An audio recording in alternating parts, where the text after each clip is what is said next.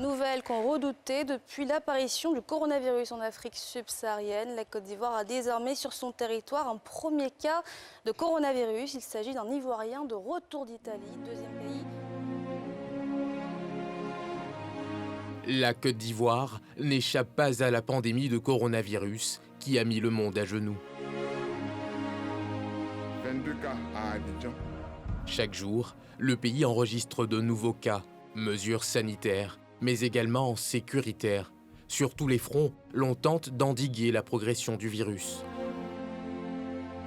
Un combat du quotidien dans lequel la tech ivoirienne a décidé de jeter toutes ses forces.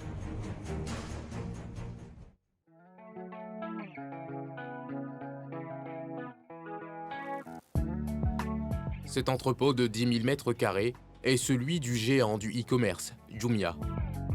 Spécialisé dans la vente en ligne et la livraison, le mastodonte a décidé d'augmenter ses capacités pour faire face à la crise sanitaire que traverse le pays.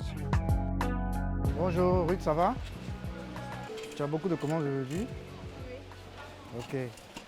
Comme vous pouvez voir, ça c'est des exemples de paniers. Un panier par exemple. Au jour d'aujourd'hui, les gens ont changé leur habitude de commande. C'est-à-dire avant, ils commandaient beaucoup plus de téléphones, beaucoup plus de télévision. Aujourd'hui, ils font beaucoup plus confiance à Jumia sur la partie food aussi. Vous voyez ce que je veux dire? Vous avez par exemple de l'huile dans ce panier, de la mayonnaise, des boîtes de Milo. Ici, même du papier alu. Du papier alu. J'ai du jus. Restez chez vous, nous venons vous livrer un slogan adapté aux circonstances pour appeler au respect des mesures de distanciation sociale. Une solution pour éviter des attroupements de masse dans les grandes enseignes. Chaque jour, des centaines de livreurs prennent d'assaut les communes d'Abidjan.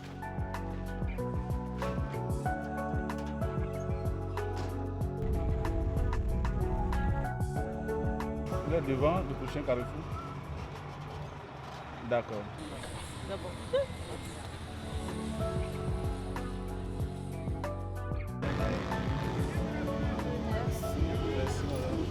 Avec le confinement là, on est obligé de. C'est plus facile quoi. On nous demande de rester à la maison, donc c'est plus facile. Au moins ils arrivent à nous livrer tout ça. Et l'objectif semble être atteint pour l'entreprise. Depuis le début de la crise sanitaire, les denrées alimentaires sont les plus commandées et représentent même 60% des commandes de Jumia depuis quelques semaines. En termes de denrées alimentaires, c'est les sacs de riz et aussi les pâtes alimentaires. Eux aussi viennent entrer en position de les huiles qui sortent aussi assez dans cette période de coronavirus.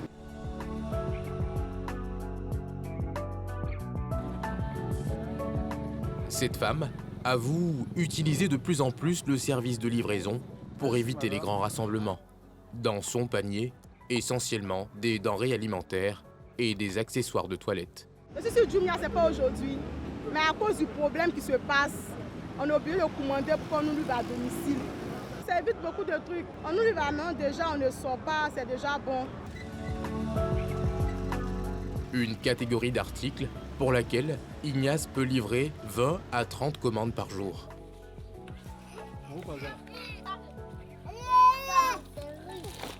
Quittez-la. Donc, vous pouvez vérifier vos articles. Oui, vous pouvez vérifier si c'est complet.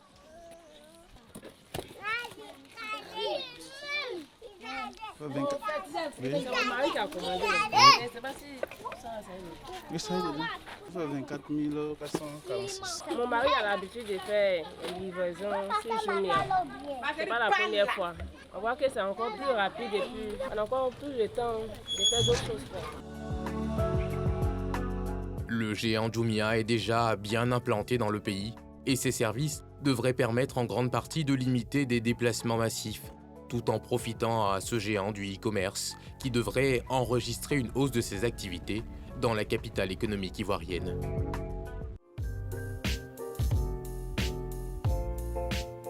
Quelques kilomètres plus loin, nous retrouvons Corinne Ouattara, un visage bien connu dans la tech ivoirienne et particulièrement dans le domaine de l'e-santé. Elle est l'inventeur du Pass Santé Mousso, Un carnet de santé en ligne contenu dans un bijou connecté pour une meilleure prise en charge des patients. Donc ce que vous voyez là de prime abord, c'est le schéma classique de notre plateforme. C'est-à-dire qu'avec le bracelet, par exemple, le QR code est flashé. Quand il est flashé, il y a un identifiant qui est là, que je vous ai montré tout à l'heure, comme le mien qui est là, par exemple. Vous voyez? Donc ce qui fait que, une fois que c'est scanné, que l'identifiant est donné, on va directement sur le profil du patient.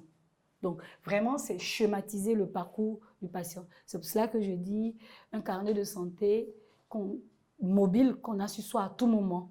Parce qu'en réalité, on n'a pas le réflexe d'avoir sur nous notre carnet de santé quand on sort. Dans le cadre de la lutte contre le coronavirus et à la demande du ministère de la Santé, elle a dû adapter son projet pour apporter des éléments de réponse.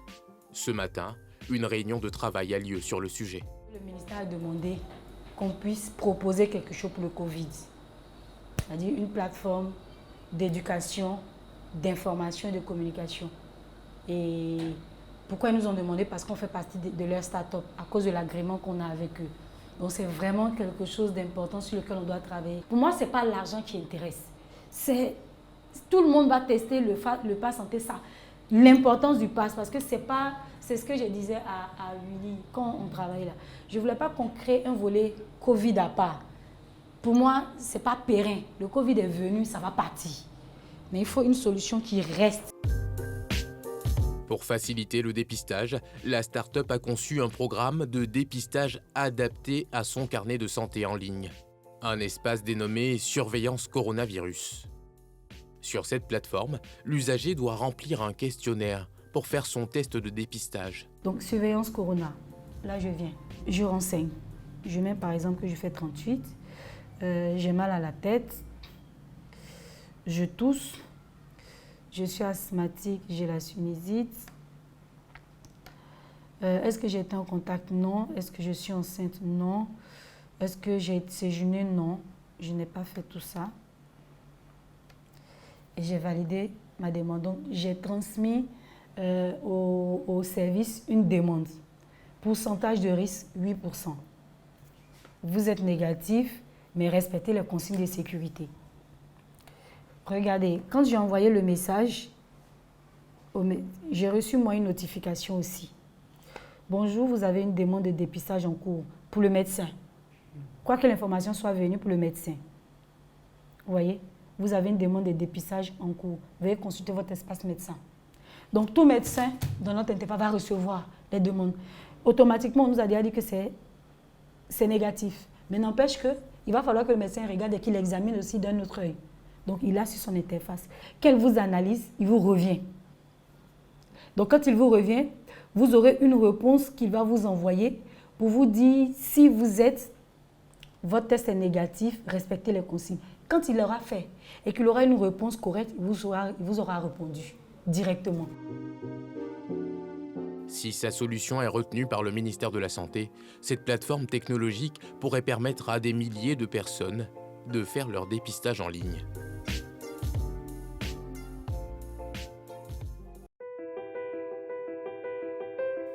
Comme elle, des entrepreneurs ambitieux proposent de se joindre à la lutte contre le coronavirus en offrant leurs services au gouvernement. Ici, deux leaders dans le domaine du drone made in Côte d'Ivoire.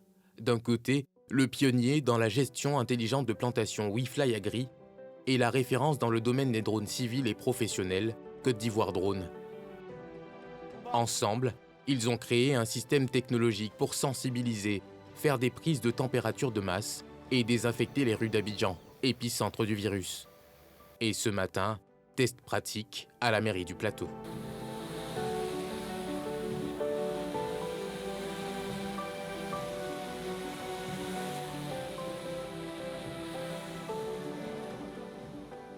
Nous avons décidé de venir en aide à nos autorités en mettant un drone qui est présent là. Un drone de sensibilisation qui serait capable d'embarquer un mégaphone. Ce mégaphone ou ce drone peut embarquer un message pré-enregistré, mais on peut également interagir directement avec lui et faire des messages en live. On peut parler en français, mais on peut également parler dans nos langues locales. Dans un vaste périmètre, ce drone peut communiquer en un temps record des messages de sensibilisation auprès de la population. Des messages pour inciter au respect des mesures barrières contre le Covid-19. Et pour désinfecter les rues, ce drone pulvérisateur est capable de couvrir 7 hectares par jour, une première dans le pays. Pour expliquer un peu, on a une largeur de pulvérisation d'à peu près 4 mètres. Donc ça veut dire que la portée est de 4 mètres et une puissance de 10 mètres par rapport à la... Ça veut dire même si je le monte jusqu'à 10 mètres de haut, vous allez voir que le liquide arrive quand même à toucher le sol. Avec cet autre drone, il est possible de prendre la température des populations à distance et dans un rayon de 20 mètres. Un outil qui pourrait s'avérer utile face à cette pandémie de coronavirus. La fièvre étant l'un des symptômes révélateurs du virus. Nous avons déjà deux modèles de drones qui ont été adaptés. Celui-là, il est équipé de 2 caméras. C'est une caméra RGB qui peut prendre des photos et des vidéos 4K de 20 millions de mégapixels, de pixels. Et vous avez derrière une caméra thermique qui peut détecter une température entre moins 40 et 300 degrés. Si vous remarquez, il y a un téléphone portable qui est connecté à l'appareil photothermique automatiquement. Alors ce téléphone nous permet de récupérer le signal en temps réel de ce que la caméra thermique filme et on le transfère au sol à un autre appareil et on l'affiche directement sur un écran de monitoring qui permettra aux autorités justement de faire un suivi et une détection vraiment beaucoup plus efficace. Tel un oiseau, ce modèle au capteur thermique peut voler pendant 45 minutes et prendre la température de plus de 1000 personnes en un temps record.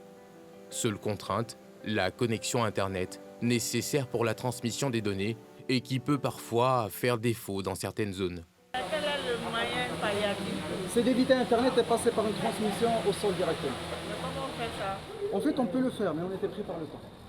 Ça, c'est un souci de temps, tout simplement. Sinon, tous les autres drones que vous avez vus, qu'on utilise, ils ont une transmission au sol. Mais pour cette caméra, il nous a fallu au moins 3 ou 4 jours de travail de plus pour mettre ce système en place. C'est le seul souci. Pour Jacques Ewo, le maire du plateau, ces innovations ont toute leur place pour lutter efficacement contre la pandémie de coronavirus dans le pays. Donc on veut pouvoir l'utiliser au niveau du plateau, voir comment est-ce qu'on pourra appuyer pour que ces drones-là puissent être disponibles. Faire de telle sorte également qu'au-delà même du Covid, développer ce type de drone, parce que j'ai même passé une commande au niveau de la police municipale pour qu'elle puisse acquérir ces drones-là et pour sensibiliser pour les mesures de police au niveau du plateau. Au-delà de ça, on a eu à réfléchir aussi pour les bodycams, pour que nos policiers aussi aient des caméras. Donc on va les accompagner, on va faire de telle sorte que justement la population puisse voir que par la technologie, on peut aussi les sensibiliser. Dans ce contexte de grave crise sanitaire, les innovations technologiques pourraient être l'une des clés pour endiguer la progression de la pandémie. Mais pour l'heure, le respect des mesures sanitaires et des gestes barrières semble être le moyen le plus sûr de contenir le virus. Un virus qui a déjà infecté plusieurs centaines de personnes dans le pays, laissant les Ivoiriens plus que jamais inquiets des conséquences que laissera la maladie à son apogée dans le pays.